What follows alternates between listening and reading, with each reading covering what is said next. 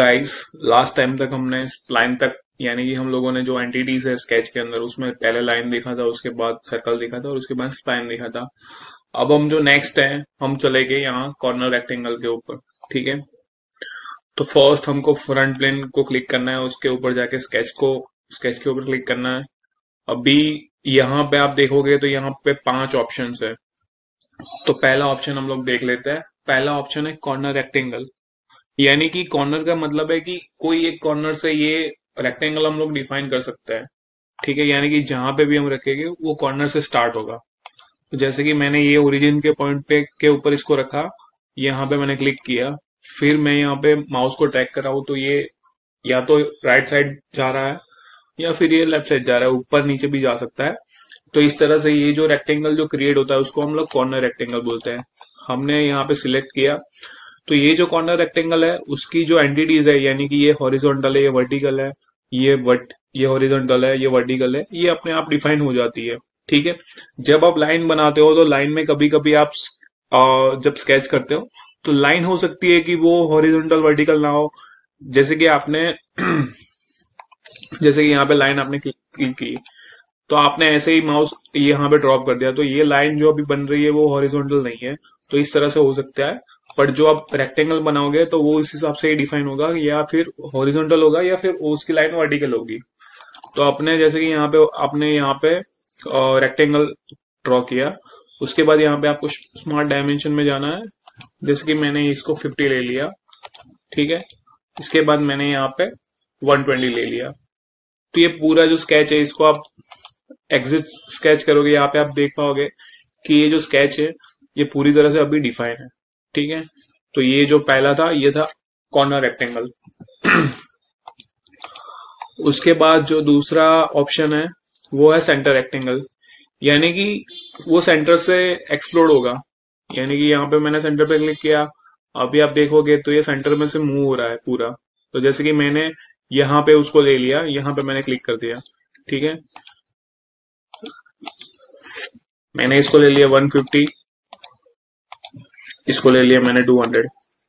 यानी कि इसमें भी सेम चीज है, हॉरिजॉन्टल और वर्टिकल अपने आप ही डिफाइन हो जाएगी। ये था अपना सेंटर रेक्टेंगल। इसके बाद है 3 पॉइंट कॉर्नर रेक्टेंगल।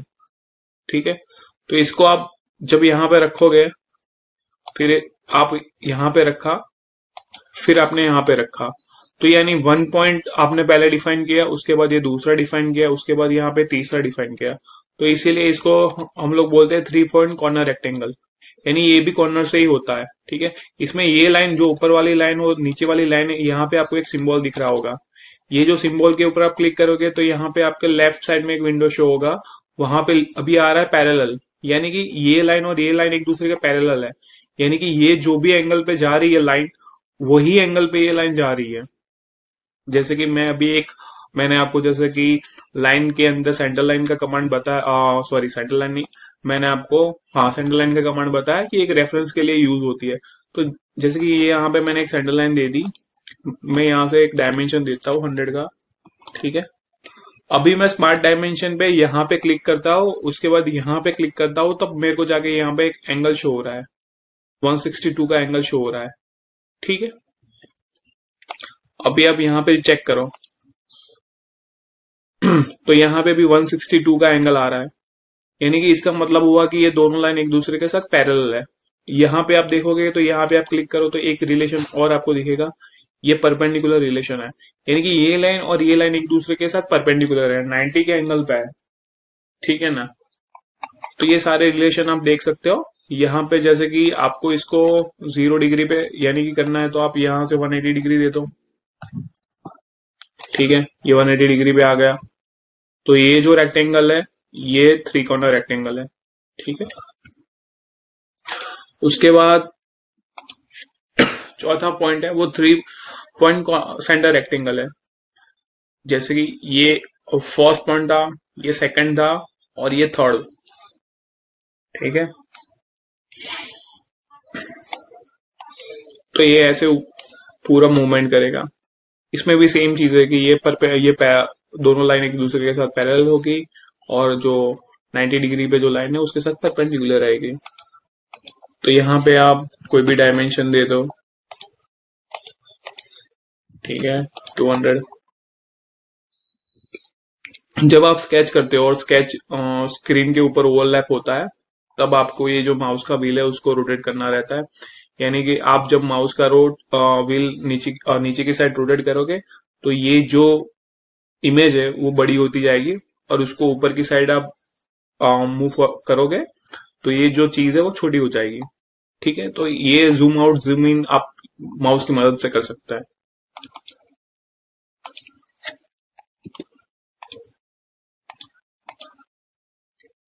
अभी एक ऑप्शन रिमेनिंग है, दैट इज पैरेल, जो उसका नाम है पैरेलोग्राम। ठीक है, तो पैरेलोग्राम में भी हम सेम चीज करेंगे, कॉर्नर को पकड़ेंगे, फिर मैंने जैसे कि ये कॉर्नर को पकड़ा, तो ये कॉर्नर फिर मैंने यहाँ पे लिया। ठीक है, पैरेललोग्राम का मतलब क्या है कि जो भी लाइंस होती है वो एक दूसरे के साथ पैरेलल होती है। यानी कि आपने उसमें देखा होगा कि एक लाइन पैरेलल थी, उसके बाद परपेंडिकुलर थी, पर इसमें जो ऑप्शन आ रही है ना, ये सारी आप देखोगे तो यानी कि ये पैरेलल है एक दूसरे के साथ, ये पैरेलल है। यहाँ पे आपको जीरो दिख रहा होगा, ये जीरो जीरो और ये जीरो, यानी कि ये दो लाइन पैरेलल है और ये दो लाइन पैरेलल है। यहाँ पे एक दिख रहा होगा आपको, ठीक है ना।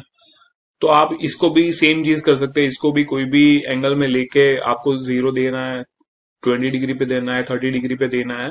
जैसे कि मैं इसको, मेरे को कोई एक डिग्री में मेरे को देना है, ठीक है। ये लाइन है, ये मैंने सिर्फ रेफरेंस के लिए 100 की बना दी। उसके बाद मैं यहां से जैसे कि 20 डिग्री का एंगल दे रहा हूं, तो ये 20 डिग्री का एंगल पे हो गया, ठीक है।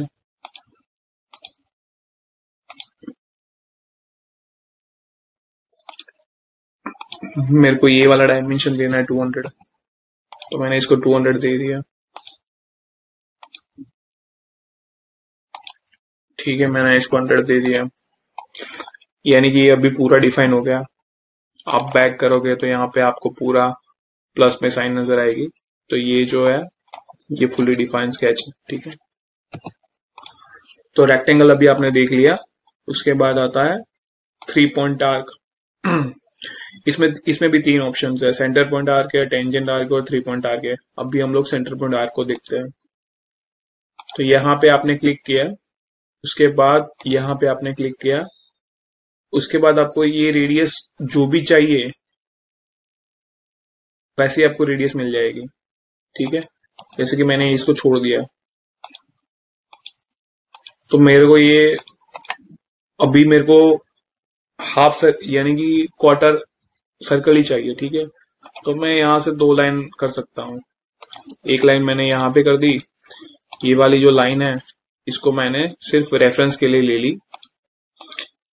इसको मेरे को 50 लेना है, जैसे कि ये अभी भी स्ट्रेट नहीं है, तो इसको आपको हॉरिजॉन्टल करना पड़ेगा। यहाँ पे हॉरिजॉन्टल हो गई लाइन, ठीक है। मेरे को ये पॉइंट यहाँ पे मैंने कनेक्ट कर दिया,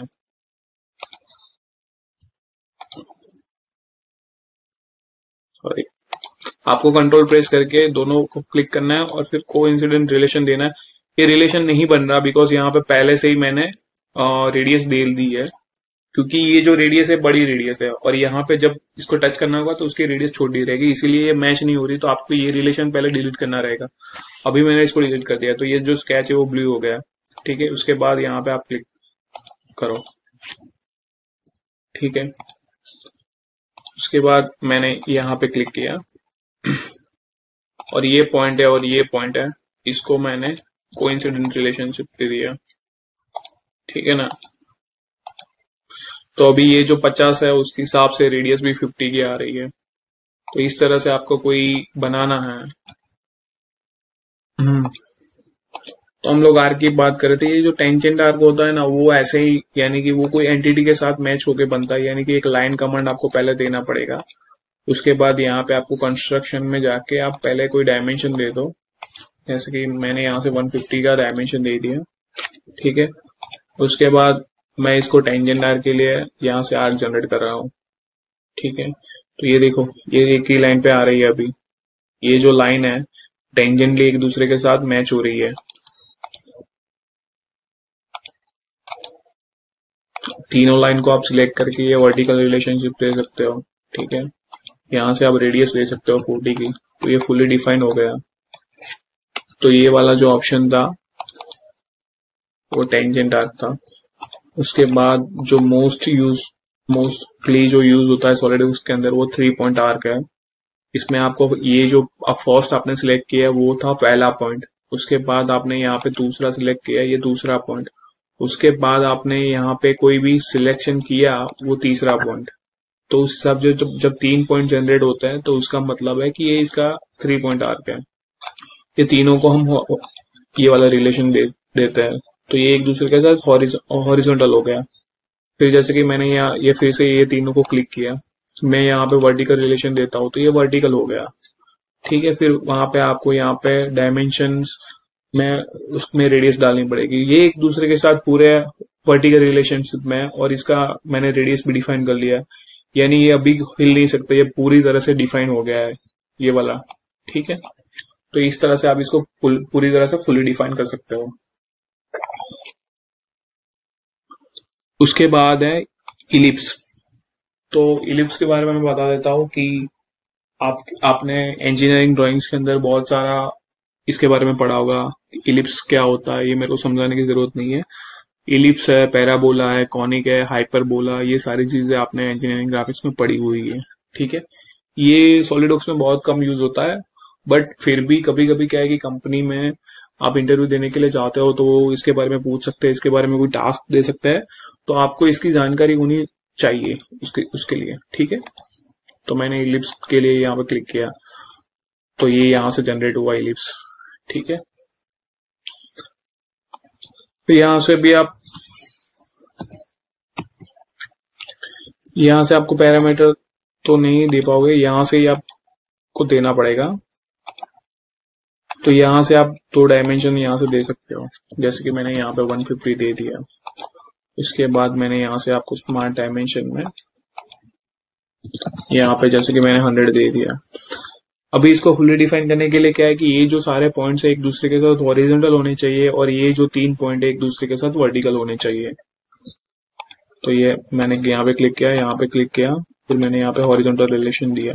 ठीक है, तो क्योंकि क्या है कि पैराबोला में एक्स और वाई के अंदर एक रिलेशन होता है, पैराबोला का जो शेप होता है उस तरह से होता है, तो इसीलिए मैंने जब वर्टिकल को रिलेशन दिया तो ऑटोमेटिकली ये जो 100 है वो मैंने डिफाइन करके रखा था पहले से, तो उस हिसाब से इसने 100 पकड़ लिया वाई में, तो ये पूरा फुली डिफाइन हो गया इस तरह से। ठीक है, यानी कि आप एक्स में या वाई में जैसे कि आपको हॉरिजॉन्टल नहीं देना, आपको सिर्फ वर्टिकल रिलेशनशिप देना है, तो वर्टिकल रिलेशनशिप देके आपने 150 डिफाइन किया तो ये पूरा फुली डिफाइन हो जाएगा।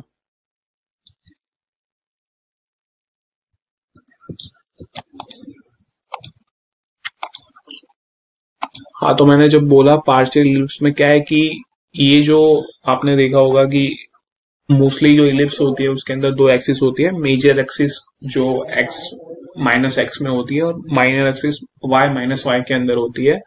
तो उस तरह से इसको हम लोग डिफाइन कर सकते हैं। पहले हमने ये वाला दे दिया, उसके बाद यहां से मेरे को स्टार्ट करना है पार्शियली, तो यहां से स्टार्ट किया, फिर यहाँ पे मैंने एंड कर दिया, फिर मैंने यहाँ पे सिलेक्ट कर दिया, तो ये एक शेप जनरेट हो जाएगा। ठीक है, तो इस तरह से आप पार्शियल इलिप्स बना सकते हैं। ठीक है,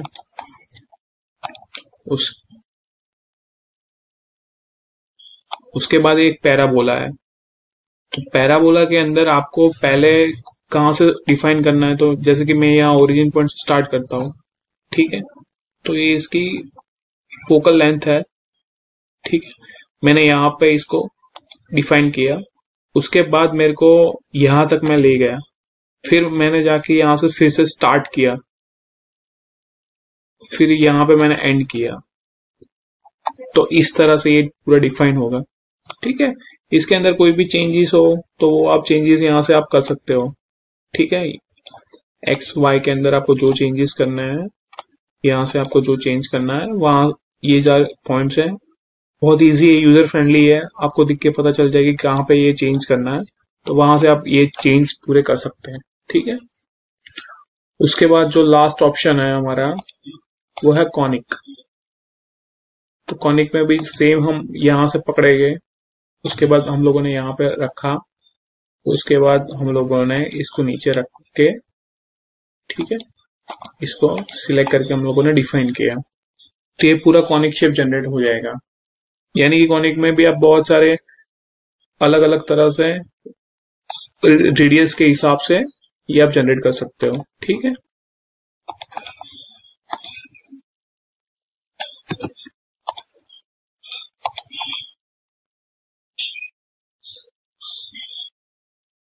अभी उसके बाद जो ऑप्शन आता है वो है सेंटर पॉइंट आर्क। तो सेंटर पॉइंट आर्क है वो बहुत ही ज्यादा यूज होने वाला ऑप्शन है, कि जैसे कि आप दो प्लेट है, जैसे कि एक ऊपर की एक प्लेट है वो 8 mm की है, नीचे की जो प्लेट है वो 10 mm की प्लेट है। अभी दोनों प्लेट को मैच करना है सेम होल के ऊपर, ठीक है। जैसे कि एक सेंटर से राइट हैंड साइड 40 mm के ऊपर एक होल है, जैसे कि 16 डायमीटर का होल है, सेम दूसरी जो प्लेट है उसके अंदर भी यही सेंटर से 40 mm का होल है, 16 का ही होल है। अभी आप ऑन साइड जाओगे ना तो थोड़ा सा डेविएशन आएगा, बिकॉज जो भी फैब्रिकेटर होता है ना वो अलग अलग फैब्रिकेटर होता है, उनकी क्वालिटी भी अलग अलग रहती है। तो कभी कभी क्या है कि छोटा सा माइनर डिफरेंस हो जाता है, तो माइनर डिफरेंस होने की वजह से वहां पे होल मैच करना बहुत प्रॉब्लमेटिक रहता है। तो इसीलिए हमारे पास एक ऑप्शन रहता है स्लॉट का। तो जैसे कि 16 का होल है तो उसके नीचे हमने 20 mm की लेंथ, यानी कि उसकी 20 mm की लेंथ और वही सेम रेडियस यानी कि 8 की रेडियस दे दी। 8 की रेडियस यानी कि 16 का डायमीटर हो गया, तो वो थोड़ा सा आगे पीछे होगा तो वो होल और वो स्लॉट एक दूसरे के साथ मैच हो जाएगा, वो दोनों ब्लड एक दूसरे के साथ मैच हो जाएगी ऑन साइड। तो इसीलिए हम लोग इसका यूज करते हैं मोस्टली, ठीक है।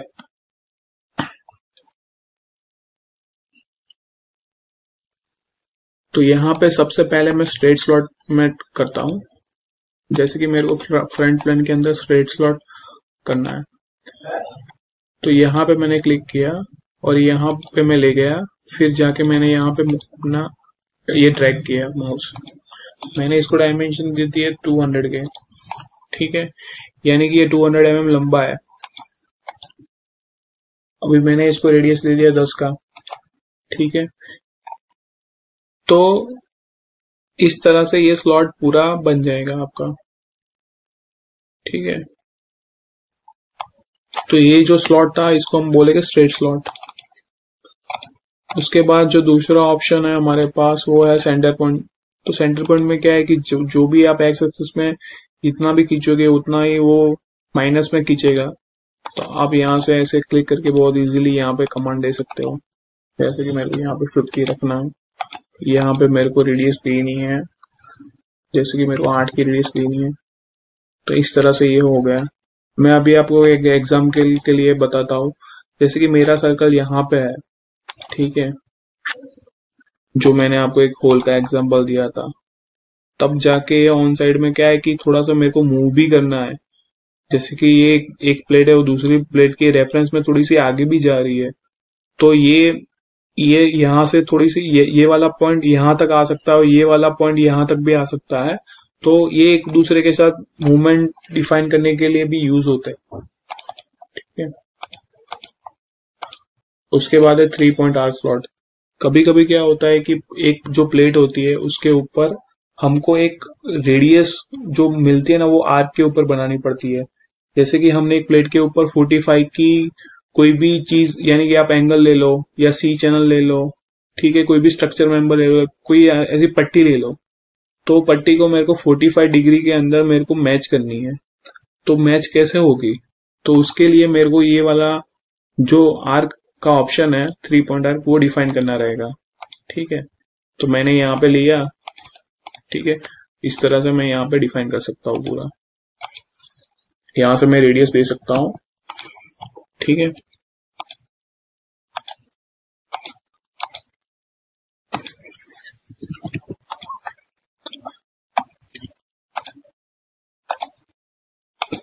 फिर आप यहां से भी डायमेंशन दे दो, ठीक है। अभी आप देखोगे ना तो ये 50 है, ये 50 है, यानी कि ये जो आप देखोगे कि 10 का क्या मतलब होता है। 10 थीटा जो होता है उस हिसाब से आप देखोगे तो टेन थीटा में आप यहाँ पे अप्लाई करोगे तो 50/50 निकलेगा, तो 50/50 इज इक्वल टू 1। यानी कि ये जो है, यानी कि 90 के हिसाब से आप देखोगे तो जब भी, जैसे कि मेरा कोई भी प्लेट है यहाँ से, जैसे कि मैंने यहाँ पे छोटा सा, मैं आप एग्जांपल आपको दिखा रहा हूँ कि ये एक ऐसा सा छोटा सा प्लेट है, ठीक है। यहाँ पे ये प्लेट का जो सेंटर रहेगा,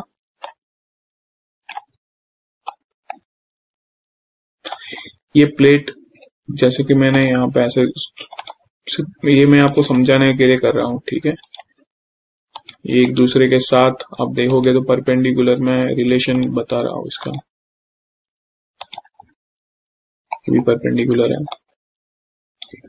मैंने इसको ले लिया, मैंने ये लाइन ज्वाइन कर दी, ठीक है। ये लाइन को मैंने इसके साथ परपेंडिकुलर रिलेशन बता दिया, ये दो लाइन भी एक दूसरे के साथ परपेंडिकुलर है, ठीक है। अभी मेरे को एक रेफरेंस से इसका मैं एंगल दे देता हूँ,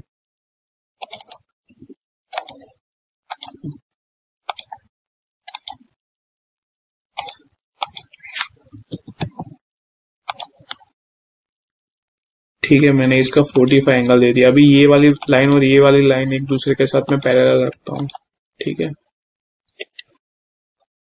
तो आप देखोगे तो इसका जो सेंटर आएगा, ये जब प्लेट को मैं, ये जो प्लेट है, जैसे कि ये 45 में से भी थोड़ी सी आगे पीछे घूमती है, थोड़ी सी 45 से नीचे की डिग्री में आती है, तो यहाँ पे जो होल होगा वो प्लेट का, वो पीछे वाली कोई भी प्लेट होगी उसका जो स्लॉट होगा उसके साथ वो मैच हो जाएगा। तो इसके लिए मेनली इसका यूज होता है, ठीक है। अभी एक सेम ऑप्शन है सेंटर पॉइंट आर्क, उसमें भी आपको सेम रहेगा, छोड़ के यहाँ से आप इस तरह से आप डिफाइन कर सकते हो इसको, ठीक है। दोनों में कोई डिफरेंस नहीं है, सिर्फ यहाँ पे भी सेम है, स्ट्रेट से आप डिफाइन कर सकते हो और यहाँ पे भी आप सेंटर पॉइंट से डिफाइन कर सकते हो, ठीक है। तो आज का लेक्चर यहाँ तक हम लोग रखते हैं, आगे में जो भी एंटिटीज रिमेनिंग है वो हम देखेंगे। तो आशा करता हूँ कि आप, आज का लेक्चर आपको अच्छा लगा होगा। अगर आपको कोई भी यहाँ पे तकलीफ हो रही है, कोई भी क्वेरी है, तो आप मेरे को कांटेक्ट कर सकते हैं, ठीक है। चलो, थैंक यू, थैंक यू।